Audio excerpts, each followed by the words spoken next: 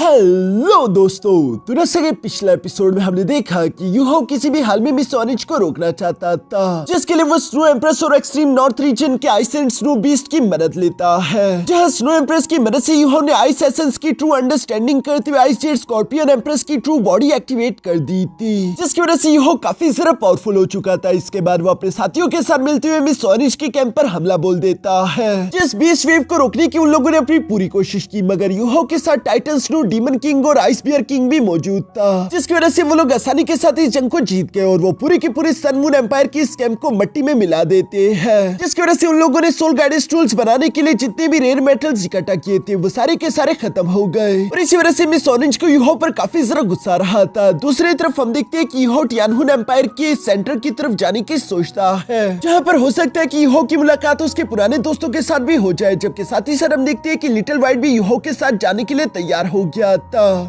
अब आगे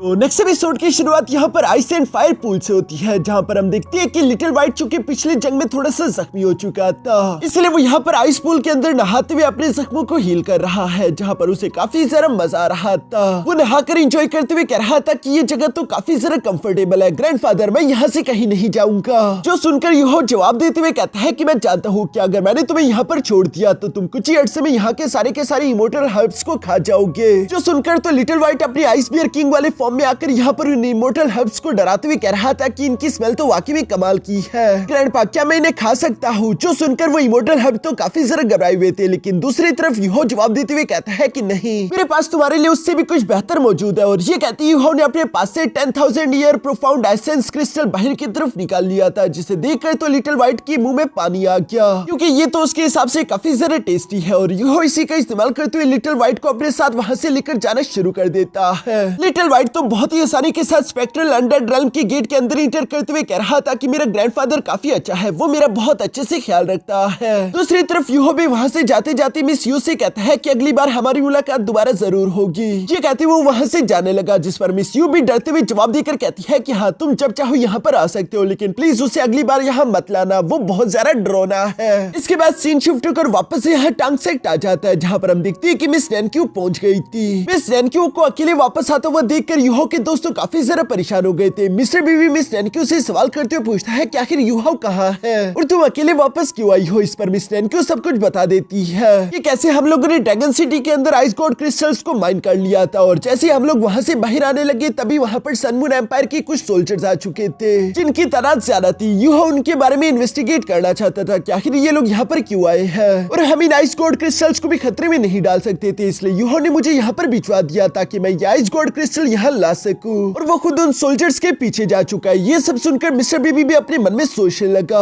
ये सन मून एम्पायर आखिर ड्रैगन सिटी जैसी जगह पर अपनी आर्मी को क्यों भिजवाएगी। वो जगह तो एक्सट्रीम नॉर्थ के काफी जरा करीब है, जहाँ पर ठंड के सिवा तो कुछ भी नहीं। मुझे लगता है कि यकीनन सन मून एम्पायर कुछ बहुत ही बड़ा प्लान कर रहा होगा, लेकिन फिर भी यूहो के अकेले वहाँ पर रहना बिल्कुल भी ठीक नहीं। हम यूहो को इस तरह से खतरा उठाने नहीं दे सकते, मुझे यूहो की मदद करने के लिए जाना होगा। इसलिए मिस्टर बीबी यहाँ पर मिस नैनक्यू से कहता है कि तुम ये आइस गॉड क्रिस्टल जाकर टीचर जुआन को दे दो, जबकि मैं खुद यूहो को यहाँ से लेने के लिए जा रहा हूँ। अभी वो ये कह ही रहा था कि तभी अचानक वहाँ पर मिस टांग वुटोंग आ जाती है, जो कि मिस्टर बीबी से कह रही थी कि यूहो के पीछे मैं जाऊंगी, वैसे भी मुझे यूहो से कुछ बात करनी है। मिस टांग वुटोंग को अचानक से यहाँ पर देखकर सब लोग ही हैरान हो गए थे, लेकिन चूंकि मिस टांग वुटोंग ने बात कर दी थी इसलिए मिस्टर बीबी भी उसे मना नहीं करता, बल्कि वो मिस नैनक्यू से कहता है कि टांग वुटोंग को एग्जैक्ट लोकेशन बता दो कि यूहो इस वक्त ड्रैगन सिटी में कहाँ मौजूद होगा। जिस पर मिस टांग वुटोंग जवाब देते हुए कहती है कि कोई बात नहीं, मैं जानती हूँ कि यूहो कहाँ होगा, वो इतना सारा समझदार है कि वो सेम रास्ते से वापस नहीं आएगा, क्योंकि ये उसके लिए सेफ नहीं, इसलिए वो यकीनन टियान्डू सिटी की तरफ गया होगा। और मिस टांग वुटोंग की बात बिल्कुल सच थी, क्योंकि सीन शिफ्ट होकर दूसरी तरफ टियान्डू सिटी में आ जाता है, जहाँ पर हम देखते हैं कि यूहो बेस बदलकर पहले ही पहुंच चुका है। जहाँ यूहो टियान्डू सिटी की तरफ देखते हुए कह रहा था कि कभी ये जगह टियानहुन एम्पायर का कैपिटल हुआ करता था, लेकिन अब देखो सन मून एम्पायर की आर्मी चारों तरफ फैली हुई है और उन्होंने इस सिटी पर कंट्रोल कर लिया। ये सब कहते हुए यूहो टांग सेट के बर्थ प्लेस पर भी भी जाता है जहाँ से टंगसेट की असली शुरुआत हुई थी और वो इतना सारा ग्रो हुआ।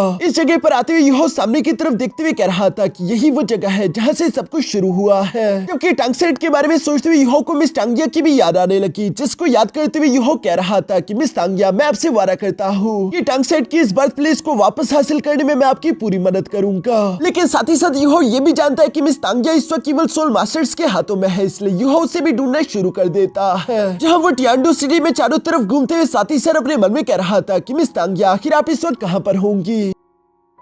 यहाँ पर हमें देखने को मिलता है कि चारों तरफ आसमान में कई सारे high altitude soul guidance detection tools लगे हुए थे, जबकि नीचे की तरफ भी कई सारे डिटेक्शन सोल गाइडेंस टूल्स लगे हुए हैं ताकि वो किसी भी छोटी मोटी हलचल को महसूस कर सके। इसलिए यूहो को काफी ध्यान के साथ धीरे धीरे करते हुए आगे की तरफ बढ़ते जाना पड़ रहा था ताकि कोई भी उसे महसूस या डिटेक्ट ना कर पाए। ये सब कुछ यूहो एक असैसिन की तरह कर रहा था, तेज रफ्तार और खामोशी के साथ। जहाँ पर हम देखते हैं कि यूहो एक तालाब के ऊपर पहुंच जाता है, वहाँ पर कई सारे मॉनिटरिंग सोल गाइडेंस डिवाइसेस लगे हुए थे और वो बार बार अपने वेव्स सामने की तरफ भेज रहे हैं, जो वेव्स वैसे तो दिखाई नहीं देते मगर यूहो के पास तो सोल डिटेक्शन टेक्निक है, इसलिए वो उनकी मदद से उन्हें देख पा रहा था। और उनके बीच जो एक छोटा सा गैप होता है, यूहो उसी गैप का इस्तेमाल करते हुए फौरन पानी के अंदर जंप कर चुका। जहाँ नीचे की तरफ आते हुए यूहो अपने मन में कह रहा था कि ये तो अच्छा हुआ कि मेरे पास मेरी डेस्टिनी आई है, जिसकी वजह से मेरी सोल डिटेक्शन टेक्निक इतनी ज्यादा सेंसिटिव और पावरफुल हो चुकी है। अगर मेरे पास ये डेस्टिनी आई ना होती तो अब तक तो मैं कब पकड़ा जा चुका होता। वैसे तो इस वक्त टियांडो सिटी की सिक्योरिटी काफी ज्यादा टाइट थी, मगर चूंकि यूहो के पास उसकी डेस्टिनी आई है इसलिए वो सिक्योरिटी की कमजोरियां देख पा रहा था।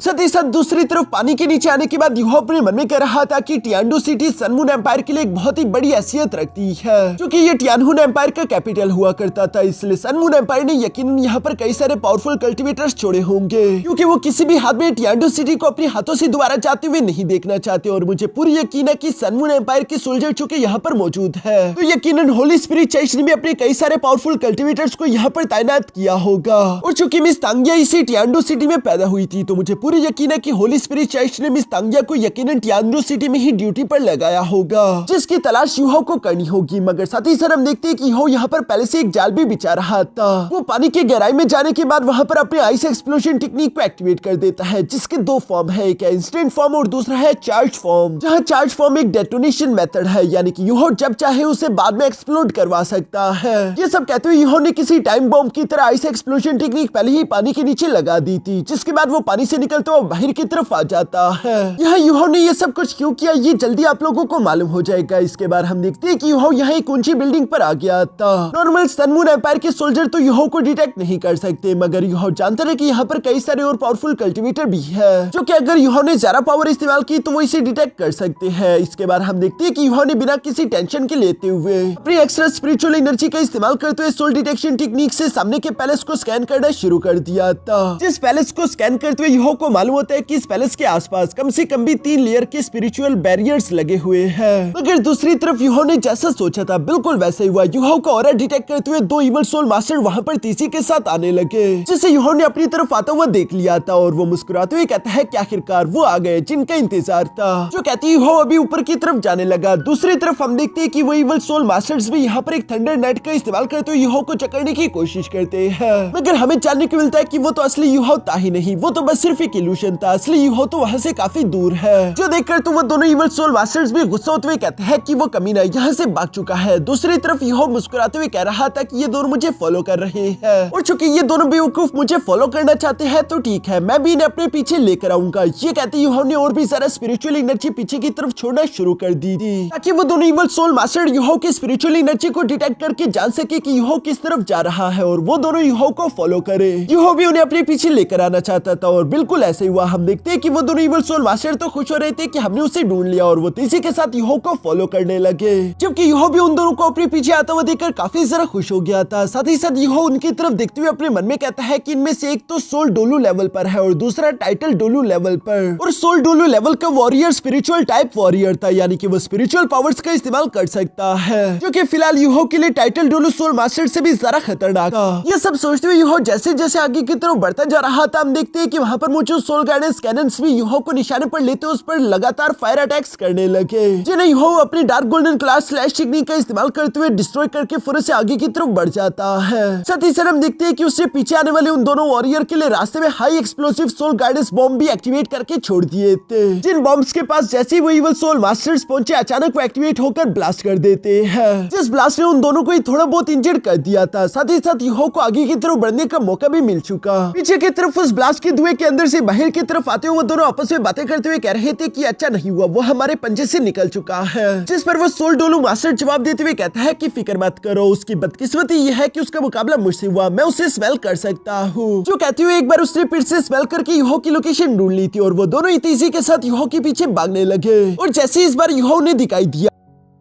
अब वो दोनों ही फौरन से अपने पावरफुल अटैक्स यूहो पर चलना शुरू कर देते हैं, जहाँ पर अब देखते हैं कि टाइटल डोलू सोल मास्टर ने अपनी तलवार का इस्तेमाल करते हुए एक पावरफुल स्लैश अटैक यूहो की तरफ चल दिया था, जबकि दूसरी तरफ वो सोल डोलू सोल मास्टर भी एक इवल स्कल फॉर्मेशन टेक्निक का इस्तेमाल करते हुए यूहो पर हमला करने की कोशिश करता है। हम देखते हैं कि यूहो ने उन दोनों के अटैक्स को ब्लॉक करने के लिए फौरन से great cold without snow palm technique activate कर दी और वो एक ही पाम अटैक इन दोनों के अटैक्स को डिस्ट्रॉय कर देता है, जो करने के बाद आखिरकार यूहो उसी तालाब के फुहारे पर पहुंच गया था, जहाँ पर रुककर अब यूहो भागना बंद कर देता है। ये देखकर वो दोनों इवल सोल मास्टर कहते हैं कि शाबाश, अब तो तुम्हें भी मालूम हो चुका होगा कि तुम्हारे पास भागने के लिए कोई जगह नहीं बची, अब मरने के लिए तैयार हो जाओ। ये कहते हुए वो टाइटल डोलू सोल मास्टर नीचे की तरफ से अपनी डबल सोर्ड का इस्तेमाल करते हुए यूहो पर हमला करने की कोशिश करता है, जबकि ऊपर की तरफ से हम देखते हैं कि वो सोल डोलू मास्टर अपने 6 soul skill ghost rendering soul claw technique activate करके ऊपर से तेजी के साथ आते हुए यूहो पर हमला करने की कोशिश करने वाला था। यूहो दोनों तरफ से फंस चुका है, देखकर ऐसा लग रहा था जैसे कि यूहो फंस चुका है, वो भाग नहीं पाएगा, मगर तभी अचानक हम देखते हैं कि यूहो ने अपनी wolf ape soul bone skill के टेलीपोर्टेशन टेक्निक का इस्तेमाल करते हुए खुद को टेलीपोर्ट करके वहां से गायब कर दिया, जिसकी वजह से यूहो उन दोनों के अटैक से बच जाता है। यहाँ पर वो टाइटल डोलू सोल मास्टर तो हवा में खड़ा हो गया था, जबकि वो सोल डोलू मास्टर नीचे की तरफ पानी पर खड़ा हो जाता है और हैरान होते हुए कहता है कि आखिर वो लड़का अचानक से कहाँ गया। साथ ही साथ वो महसूस करते हुए कहता है कि आखिर ये पानी इतना ठंडा क्यों है। ये सुनकर टाइटल डोलू सोल मास्टर तो समझ जाता है कि खतरा है और इसीलिए वो जान बचाकर वहां से भागने लगा, मगर दूसरी तरफ यूहो ये देखकर कहता है कि आखिर भागने की इतनी भी जल्दी क्या है, और ये कहते उसने फौरन से अपने आइस एक्सप्लोजन टेक्निक को एक्टिवेट कर दिया, जो कि वहां पर बहुत ही खतरनाक टेरिफाइंग एनर्जी के साथ एक बड़ा सा आइस ब्लास्ट कर देता है। इस आइस ब्लास्ट की वजह से हम देखते हैं कि वो सोल डोलू मास्टर तो वहीं पर मारा गया, जबकि उस आइस एक्सप्लोजन ब्लास्ट के इफेक्ट के कारण हम देखते हैं कि वो टाइटल डोलू सोल मास्टर भी बुरी तरीके से इंजर्ड हो जाता है, उसकी दोनों टांगे बुरी तरीके से कटकर अलग हो चुकी थी, जबकि इसी ब्लास्ट की आवाज सुनकर स्लीप डीमन एल्डर भी वहां पर फौरन से पहुंच गया था और वो उस टाइटल लेवल डोलू सोल मास्टर की जान बचा लेता है, वरना तो वो पूरा जान से मारा जाता। साथ ही साथ हम देखते हैं कि वहां पर मास्टर होंगचेन भी अपने ग्रैंड चिल्ड्रंस के साथ पहुंच गया था, जिन्हें वो पीछे की तरफ रुकने का ऑर्डर देते हुए फौरन से सामने की तरफ बढ़ जाता है और वो इस आइस एक्सप्लोजन को देखकर काफी ज्यादा सरप्राइज हो गया था, जिसे देखते हुए वो कहता है कि स्लीप डीमन एल्डर, इस एक्सप्लोजन को देखकर तो कुछ पुरानी मेमोरीज ताजा हो चुकी। दूसरी तरफ स्लीप डीमन एल्डर भी मास्टर होंगचेन से कहता है कि मास्टर होंगचेन, तुम अच्छे से जानते हो कि ये टियांडो सिटी बहुत ही ज्यादा खास है, जो कि 10,000 साल पहले बनी थी। हमारे एम्परर ने हम पर भरोसा करते हुए यहाँ पर हमें भेजा है। इस जगह की हिफाजत की जिम्मेदारी तुम्हारी और मेरी है, क्योंकि हम दोनों यहाँ के मेयर और डिप्टी मेयर हैं। इसलिए यहाँ पर हमला होना यानी हम पर हमला है और इसकी जवाबदारी हमें देनी होगी। इसलिए फौरन पता लगाओ कि आखिर यहाँ पर ये सब कुछ किसने किया। जो सब सुनकर मास्टर होंगचेन अपने मन में कहने लगा कि ये sleep demon Elder Holi spirit church से है और ये लोग धीरे धीरे करके हम पर कुछ ज्यादा ही चढ़ाई कर रहे हैं। अब ये हर एक चीज का प्रेशर मुझ पर बनाने की कोशिश कर रहे हैं, जबकि साथ ही साथ इन लोगों ने नोट किया कि आसमान से बर्फ गिरने लगी थी। यहाँ का टेम्परेचर धीरे धीरे करके कम हो रहा था, जिससे सब लोगों को ठंड का एहसास हो रहा था। स्लीप डीमन एल्डर दूसरी तरफ उस बर्फ को देखते हुए कहता है कि ये बहुत ही ज्यादा मिस्टीरियस स्नो है, इस मौसम में तो बर्फ गिरनी ही नहीं चाहिए थी। असल में हम लोगों को उस बर्फ का रीजन दिखाई जाता है, जो कि कोई और नहीं बल्कि आइस बियर किंग था,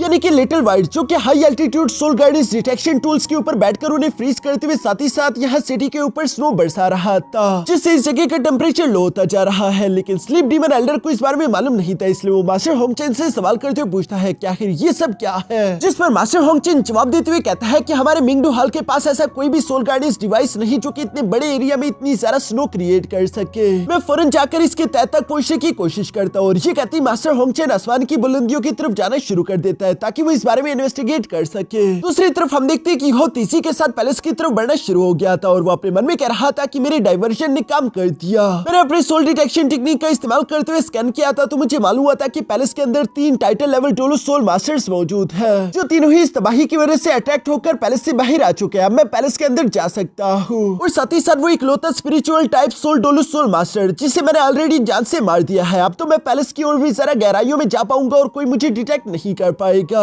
जहाँ पैलेस की गहराई में यूहो को पूरे यकीन है कि उसकी मुलाकात मिस तांगिया से भी हो जाएगी। ये सब सोचते हुए साथ ही साथ यूहो यहाँ पर लिटिल व्हाइट के बारे में भी सोचता है जिसका कल्टीवेशन लेवल कम से कम भी 96 या फिर 97 होगा, यानी कि वो एक सुपर डोलू सोल मास्टर है और वो आसानी के साथ मास्टर होंगचन से बचकर निकल सकता है, जिसकी वजह से यूहो को उसकी फिक्र करने की कोई जरूरत नहीं। दूसरी तरफ यूहो ने देखा कि यहाँ पर पैलेस के अंदर से कुछ इवल सोल मास्टर भागते हुए बाहर की तरफ आ रहे थे, जिनमें से एक कह रहा था कि अचानक यहाँ पर इतनी ज्यादा सर्दी हो चुकी है, मुझे लगता है कि ये काम किसी टाइटल लेवल डोलू सोल मास्टर ने किया होगा और हम लोग तो इतने ज्यादा पावरफुल भी नहीं, तो क्या हमें इसके बीच टांग अड़ानी चाहिए। जिस पर दूसरा वॉरियर जवाब देते हुए कहता है कि बातें बंद करो और जल्दी जल्दी उस जगह पर पहुंचो जहाँ पर हमारे मास्टर ने हमें बुलाया है। यूहो भी उन्हें पैलेस से बाहर की तरफ भागता हुआ देख रहा था और वो अपने मन में कहता है कि मैंने पूरे के पूरे पैलेस को स्कैन किया लेकिन मैं मिस तांगिया को डिटेक्ट नहीं कर पा रहा। मुझे लगता है कि मुझे किसी को बंदी बनाकर उससे इन्वेस्टिगेट करना होगा ताकि मैं उससे पूछताछ करते हुए पता लगा सकूं। और इसी के लिए हम देखते हैं कि उन्होंने यहाँ पर एक इवल सोल मास्टर के ऊपर स्पिरिचुअल इंटरफेरेंस टेक्निक का इस्तेमाल किया, जो इवल सोल मास्टर उन सब में से पीछे था और उसके सर में काफी ज्यादा दर्द होने लगा और इसी वजह से वो उन सबसे पीछे रह जाता है, जिसे अचानक अपने सामने यूहो दिखाई दिया, जिसे देखकर तो वो इवल सोल मास्टर फौरन से अपनी पावर्स एक्टिवेट करते हुए कहता है कि कौन हो तुम, आखिर तुम यहाँ पर क्या कर रहे हो। यूहो ने भी देखा कि ये इवल सोल मास्टर तो सोल सेंट लेवल का कल्टीवेटर है, यानी कि इसे मारना तो यूहो के लिए जरा सा भी मुश्किल नहीं। बस अब यूहो को इसे अपने साथ किसी कोने में लेकर जाना होगा ताकि वो इसे पकड़कर इससे पूछताछ कर सके। इसलिए यूहो वहां से आगे की तरफ भागने लगा और वो बेवकूफ इवल सोल मास्टर भी यूहो को फॉलो करने लगता है, जहां पर वो हंसते हुए कह रहा था कि अब तुम यहाँ से भागकर नहीं जा सकते। थोड़ी देर में हम देखते हैं कि यूहो उस इवल सोल मास्टर को अपने पीछे एक सुनसान गली में ले आया था जहाँ पर दूर दूर तक कोई भी नहीं है, इसलिए यूहो अब उसके सामने आ गया था, जो देखकर वो इवल सोल मास्टर तो यहाँ पर अपनी इवल स्कल्स का इस्तेमाल करते हुए यूहो पर हमला करना चाहता था। मगर दूसरी तरफ हम देखते हैं कि उन्होंने भी अपनी स्पिरिचुअल डेस्टिनी आई के 7 soul skill spirit eyes true body technique को एक्टिवेट कर लिया था, जिस ट्रू बॉडी टेक्निक की वजह से यूहो काफी कूल तरीके से ट्रांसफॉर्म हो जाता है। उसके माथे पर डेस्टिनी आई बन चुकी थी, जबकि साथ ही साथ उसके बालों का रंग चेंज होकर गोल्डन कलर में ट्रांसफॉर्म हो चुका था। यूहो का लुक इस वक्त काफी कूल दिखाई दे रहा था। वो इस ट्रांसफॉर्मेशन के बाद फौरन से आगे की तरफ बढ़ते उस इवल सोल मास्टर के पास पहुंच जाता है, जहां पर अब देखते हैं कि उसने काफी आसानी के साथ उसके 2 इवल स्कल्स को तो डिस्ट्रॉय कर दिया था। इससे पहले कि वो इवल सोल मास्टर कुछ भी समझ पाता, यूहो उस पर पंचेस की बरसात करते उसे पटकते हुए पीछे की तरफ फेंक देता है, जहां पर वो इवल सोल मास्टर खुद को संभालते हुए अभी खड़ा होने लगा था, मगर अचानक उसने देखा कि वो एक तरह की इल्यूजन में फंस चुका है, जहां एक तो उसके सर में काफी ज्यादा दर्द हो रहा था और उल्टा वो चाहे जितनी मर्जी कोशिश कर ले वो यूहो पर हमला करते उसे टच भी नहीं कर पा रहा, जबकि यूहो उसके हर एक हमले को डॉज करते हुए काफी आसानी के साथ उसकी धुलाई करता जा रहा था। यूहो उसे पीटते हुए एक के बाद एक उसकी इवल स्कल को तोड़ता रहता है और आखिरी इवल स्कल को तोड़ते साथ ही हम देखते हैं कि अचानक उस इवल सोल मास्टर को काफी ज्यादा तकलीफ होने लगी। अब उसमें इतनी पावर नहीं कि वो यूहो के खिलाफ खड़ा हो सके, जबकि साथ ही साथ उस इल्यूजन की वजह से उसे ऐसा लग रहा था जैसे कि वो किसी दलदल में धंसता जा रहा है। यूहो ने चूंकि उस इवल सोल मास्टर को पूरी तरीके से हरा दिया था, इसलिए वो उसे अपने अनडेड स्पेक्टर रेल्म के अंदर रख लेता है, जिसके बाद यूहो का काम यहाँ पर पूरा हो चुका था। इसलिए वो अपने मन में कह रहा था कि मुझे जल्दी से जल्दी यहाँ से निकलना होगा, क्योंकि मैं यहाँ से किसी सेफ लोकेशन पर पहुंचने के बाद इस आदमी से इंफॉर्मेशन निकलवा सकता हूँ। ये सोचते हुए यूहो भी वहाँ से जाने ही लगा, मगर तभी अचानक यूहो की बॉडी पर एक बहुत ही ज्यादा टेरिफाइंग प्रेशर लगना शुरू हो गया था, जिसे महसूस करके यूहो कहता है कि नहीं ये अच्छा नहीं हुआ। जो कहते हुए हम देखते हैं कि एक टेरिफाइंग डेथ और धीरे धीरे करके यूहो की तरफ बढ़ता जा रहा था और वो चारों तरफ से यूहो को घेरने लगा है। हमें जानने को मिलता है कि ये टेरिफाइंग पावर किसी और की नहीं ब्लैक ड्रैगन मास्टर की थी, जो कि यहाँ पर आते हुए यूहो को देखते हुए कह रहा था कि मुझे बिल्कुल यकीन नहीं होता कि ये तुम ही हो, और मुझे कभी यकीन होने भी नहीं वाला था अगर मुझे जी शुई ने ये सब कुछ ना बताया होता। मैं तो क्या कोई भी इस बात पर यकीन नहीं करेगा कि तुम सिर्फ कुछ ही सालों में इतने ज्यादा ताकतवर हो सकते हो। जिस पर दूसरी तरफ यूहो भी खुद को संभालते हुए जवाब देकर कहता है कि ब्लैक ड्रैगन मास्टर, मैंने भी नहीं सोचा था कि मेरी मुलाकात यहाँ पर आपसे हो जाएगी। ये कहते हुए यूहो ब्लैक ड्रैगन मास्टर की तरफ देख रहा था। साथ ही सर वो अपने मन में कहता है चूंकि अब मैंने अपने पहला सोल कोर बना लिया है, तो उसी वजह से ब्लैक ड्रैगन मास्टर की असली ड्रैगन पावर मैं अब महसूस कर पा रहा हूँ। उनके यहाँ पर आती मेरी जितने भी एस्केप रूट हो सकते थे वो सारे के सारे कट ऑफ हो चुके हैं, यानी कि मैं यहाँ से भाग नहीं सकता, क्योंकि यूहो को एक इनविजिबल ड्रैगन एनर्जी ने चारों तरफ से घेर लिया है। दूसरी तरफ हम देखते हैं कि ब्लैक ड्रैगन मास्टर यूहो से कहता है कि मुझे तुम्हारे साथ लगाई हुई वो पुरानी शर्त अभी भी याद है जहाँ पर तुमने वाकई मुझे सरप्राइज कर दिया था, लेकिन अभी मैं देख पा रहा हूँ कि तुम इतने कम अर्से में इतनी जल्दी सोल सेंट लेवल पर पहुंच चुके हो, इसने तो मुझे और भी सारा सरप्राइज कर दिया है। मुझे लगता है कि सिर्फ कुछ ही महीनों या फिर एक साल के अंदर तुम सोल डोलो लेवल पर भी पहुंच जाओगे। मेरे ब्रदर मू ने वाकई में एक बहुत ही सारा अच्छा डिसाइपल अपने लिए चूज किया था। ये सुनकर तो यूहो फौरन से सामने की तरफ आकर ब्लैक ड्रैगन एल्डर से कहता है कि प्लीज मेरे टीचर का नाम अपने मुंह से ना ले। अगर वो आज यहाँ पर मौजूद होते तो उन्हें आपको देखकर शर्म आती कि आप उन्हें अपना भाई कहते हो।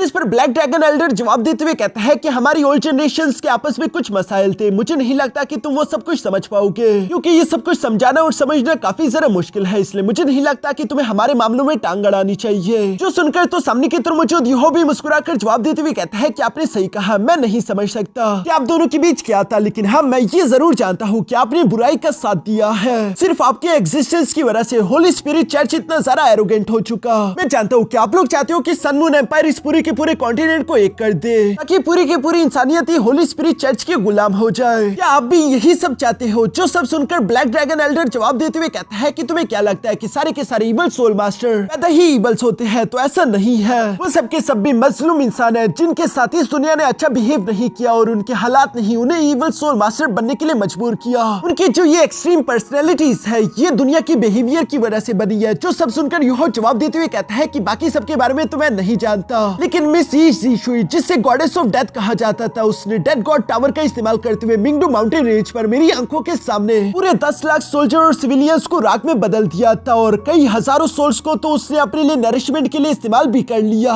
मैं पूरे यकीन के साथ कह सकता हूँ कि वो इंसान के रूप में एक शैतान है। ये सब याद करते हुए यूहो को काफी गुस्सा आ रहा था। दूसरी तरफ हम देखते हैं कि ब्लैक ड्रैगन मास्टर धीरे धीरे करके अपने मास्क को हटाते हुए कहता है कि अब मैं वापस नहीं लौट सकता, वापस लौटने के लिए मेरे लिए काफी जरा देर हो चुकी है। और जहाँ तक ज़ीशुई की बात है तो मैं ज़ीशुई के लिए कुछ भी करने के लिए तैयार हूँ, फिर चाहे उसके लिए मुझे तुम्हें जान से ही क्यों ना मारना पड़े। ये सब कहते हुए ब्लैक ड्रैगन एल्डर यहाँ यूहो की तरफ देखने लगा और इसी सीन के साथ हमारा ये एपिसोड यहीं पर खत्म हो जाता है।